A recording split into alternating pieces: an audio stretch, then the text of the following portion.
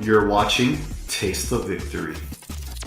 Hey everybody, welcome back. Today we got another deck list that saw a ton of success in Japan, but its viability in the US is up in the air until we experiment more with the ban list. However, in testing, it is looking very strong still. It's very fun in my opinion to play, but to play against it is a whole nother story. Let's get to purple-yellow hybrids, or Yurple as some people have liked to call it to shorten it.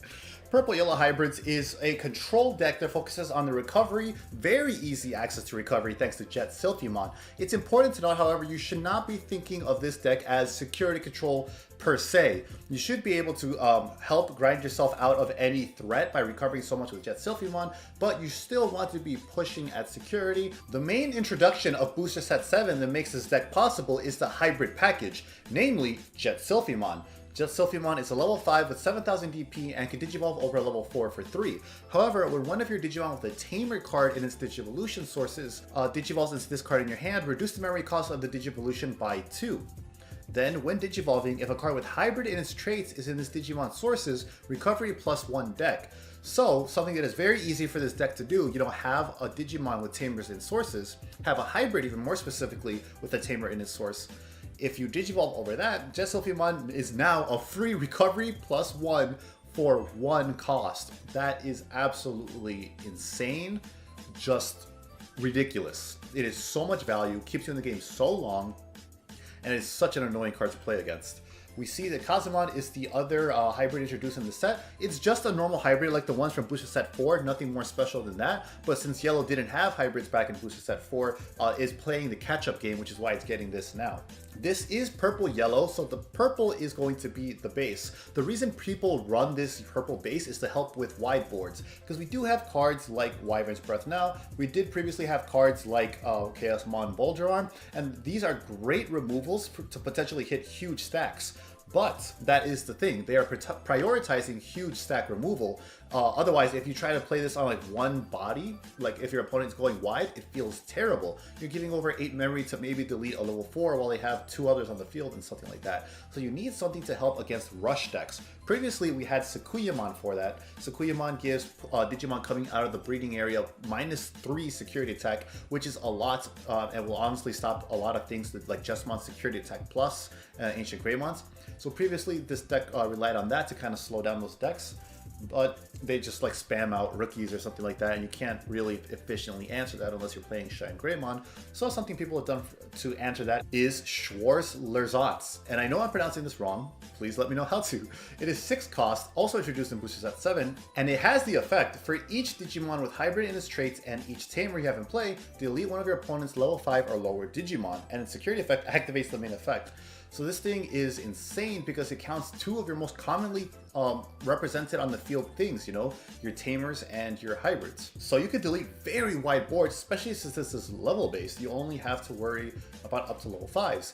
In this meta, I think a lot of people will be sitting on their level 5 while they wait to go into their level 6 because a lot of them are so high value, like a Gunimon, like JetSilphy. You need that extra turn to go into their Mega. Otherwise, decks like Green would probably be able to get into their Mega pretty quickly because they do have that when attacking. But other than that, I think a lot of decks will be sitting on them. A lot of decks will be playing like Bokomon's out, so they'll have a board of 3 bodies rather, and that can be kind of hard to deal with for these decks, which is what the purple base with Schwarz makes up for.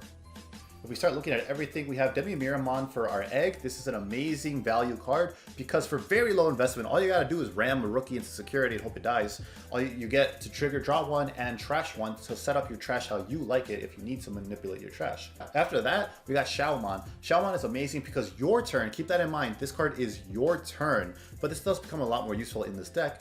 While this Digimon, while there are 10 or more cards in your trash, this Digimon gains retaliation.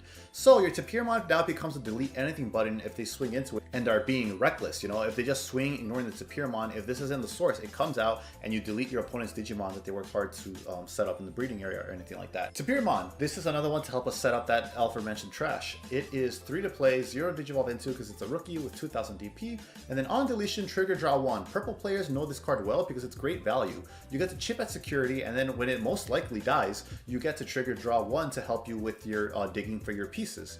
This also provides the purple color that will activate Schwartz, since you need a Digimon or Tamer with the same color as an option to activate it. So Tapirmon is a great low investment that also helps us gain card advantage. After that, our only other rookie is going to be Bokomon, because this card is insanely busted and you're going to see this in every hybrid deck profile. So for example, with the next card in our list, Kazemon, if you Digivolve this over a Tamer with Bokomon out, it Digivolves for free. That is amazing to be able to get into JetSilphymon early without passing turn and make more recovery plays or get into your Mega earlier. It's just insane by being able to do so much in one card. It consolidates so many roles, a searcher, and helps you gain memory.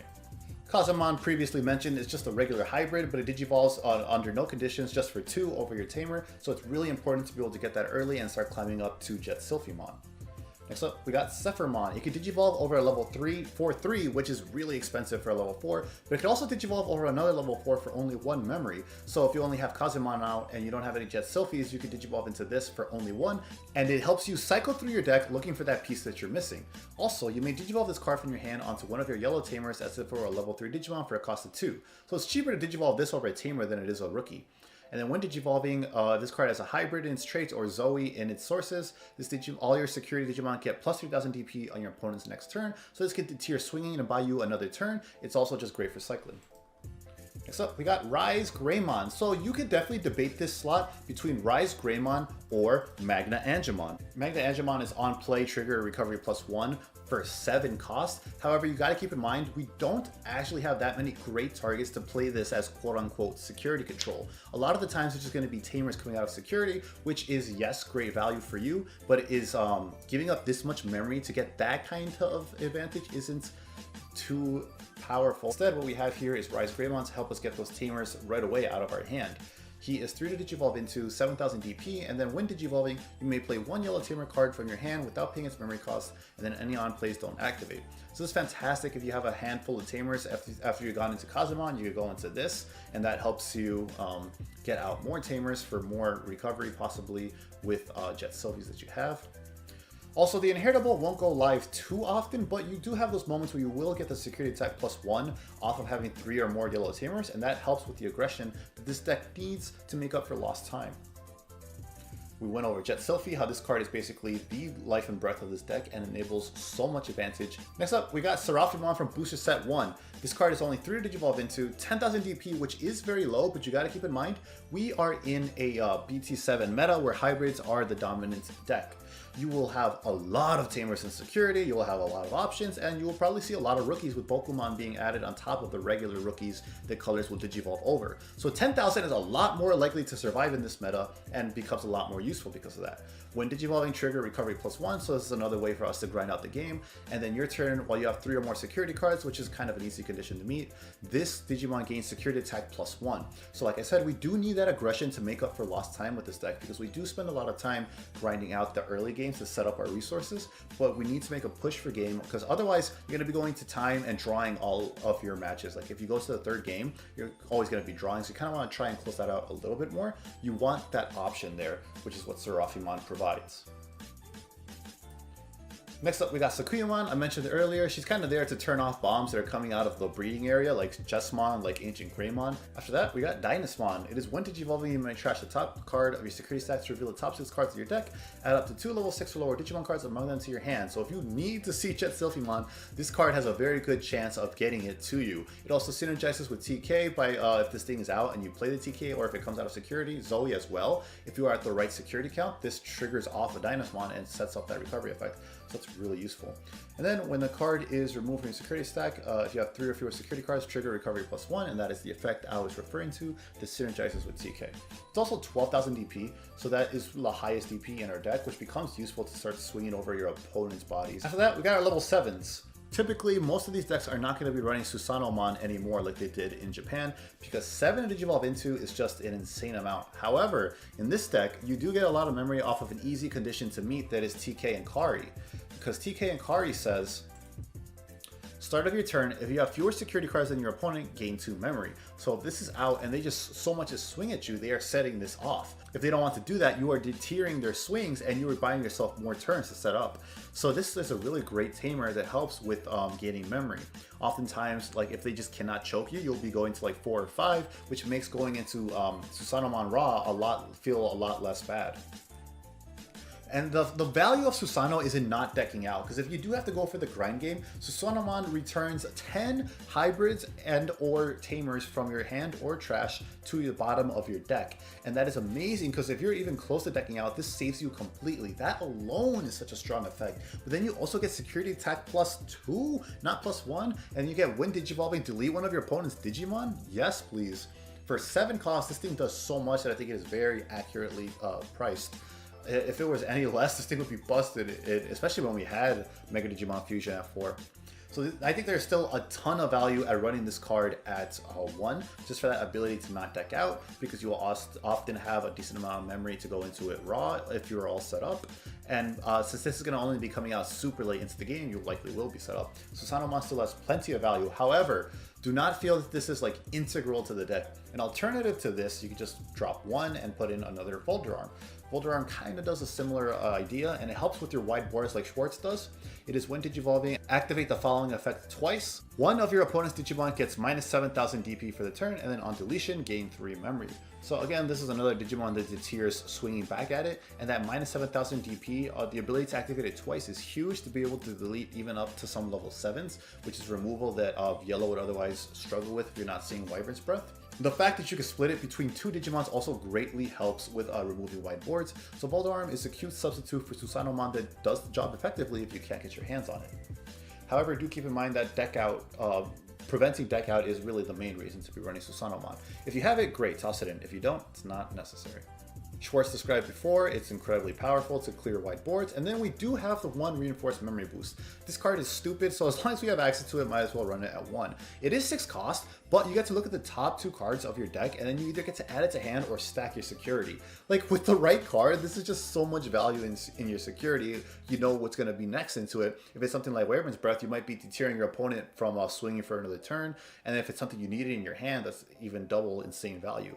Then you also get to delay it for 3 memory. That is just so much. The value you get off 3 memory is so insane. You just get to basically have a second turn off of this card, so there's no reason to not toss it in at 1. Then we got Wyvern's Breath. It is yellow Gaia Force. Definitely run it. 3 copies because you'll be likely to see it in your security or recover it off of something else in your deck. Not 4 because you don't want to see it too much or too often in your hand because it will get cloggy and bricky. It's an 8 cost option. Then we got TK. TK is 4 cost, guarantees you 3 memory at the start of your turn if you are at less than it, and you get to search your deck, add 1 yellow card to your hand, and then recover your +1 deck. So this is a huge consistency booster while also giving you 3 memory. It's an amazing card. You absolutely need to run this at 4 for that consistency and guaranteed 3 memory, because 3 memory is key in this entire Digimon game. 3 memory is where you make your big plays. We talked about the first effect of TK and Kari, but next we have your turn. When one of your yellow Digimon attack, you may suspend this tamer to have one of your opponent's Digimon get -1000 DP for the turn. So that's pretty good to help reach certain thresholds, to remove some guys on the field that are just hanging around. Like, I believe there's a Flamemon that is only 1000 DP, and likely a Seraphimon. So just by swinging into security, if you have this out, you're able to delete something like that. So that won't come up too often. You mainly just want it for the memory boosting effect, and like all tamers, it plays itself out of security. Zoe is literally just TK, except it's 3 and can only grab a hybrid or 10 warrior. But it's basically just a second TK, which boosts your consistency through the roof, so we definitely want to run 4 copies of this as well. And finally, TK. This is from the starter deck. It's only 2, so it's great to play. You know, if you're like early game, you can choke with this, or if you need to like play this and go into a hybrid to like cycle, you can play that as well without passing turn.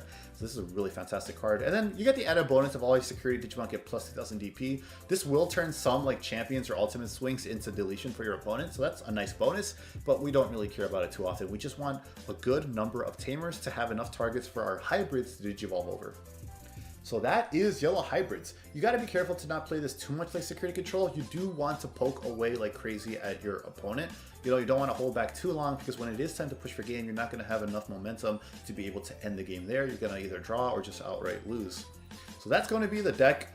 It's very fun to play in my opinion. I actually like it. It's like playing bingo with your security every time, but I totally recognize it's not fun to play against. But you gotta learn the matchup. So I hope you guys enjoyed this video. Let me know how you are running purple yellow hybrids, or as I like to call it, Yurple. Let me know if you're gonna call this the Lakers deck instead, you know, what you are putting in your list, and I'll see you in the next video. I hope this was helpful, and remember to stay hungry until you get a taste of victory.